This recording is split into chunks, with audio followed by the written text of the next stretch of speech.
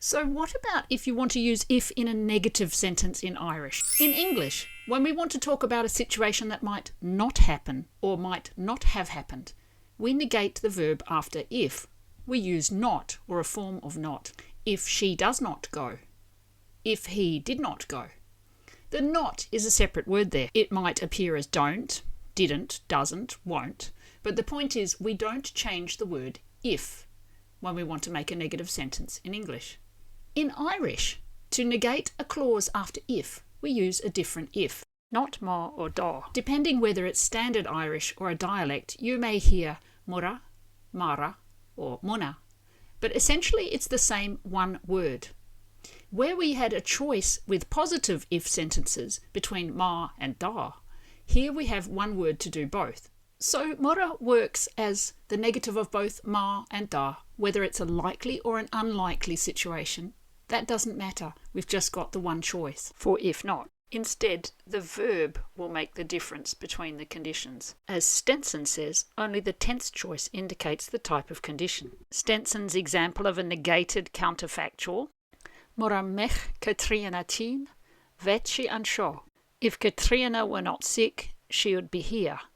In the positive, we'd choose da there, but in the negative, it's mora. Just a little side note here. I used a lot of sources to investigate this, but Stenson's was the one I found the clearest and easiest to understand. So as for mora, it's used with all tenses. It causes eclipsis in the verb following and goes with the dependent form of the verb if there is one. Think of it like the way we use nach. Some sources also say we can think of mara as being like the word unless in some translations. So if ...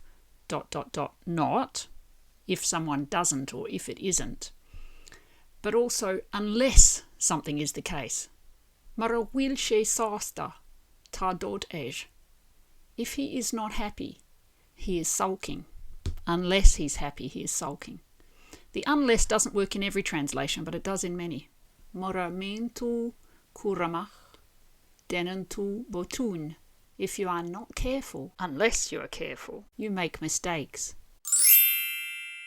There's a difference from ma when you're talking of the future because mora or mara puts the verb in both clauses into the future, where ma doesn't. So in English we'd say, if he isn't there, I will be angry. If he isn't, I will be angry.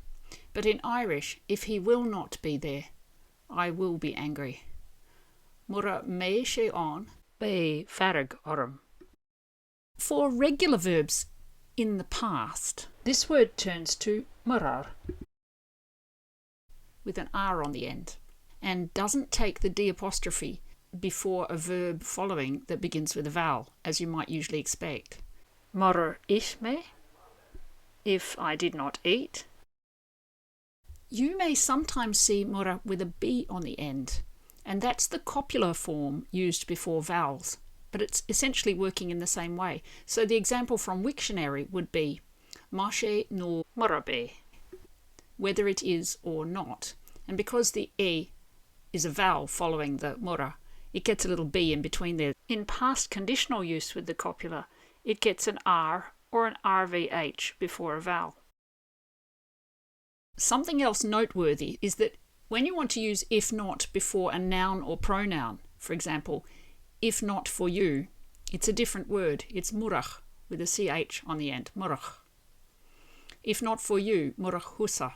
You can find many examples using this online, separate from the one we use in front of verbs. This video is designed to accompany an earlier piece I did on the use of if in the positive. If you'd like to see more videos on different aspects of Irish grammar and usage as I'm learning them, please let me know in the comments which topics you'd like to see covered.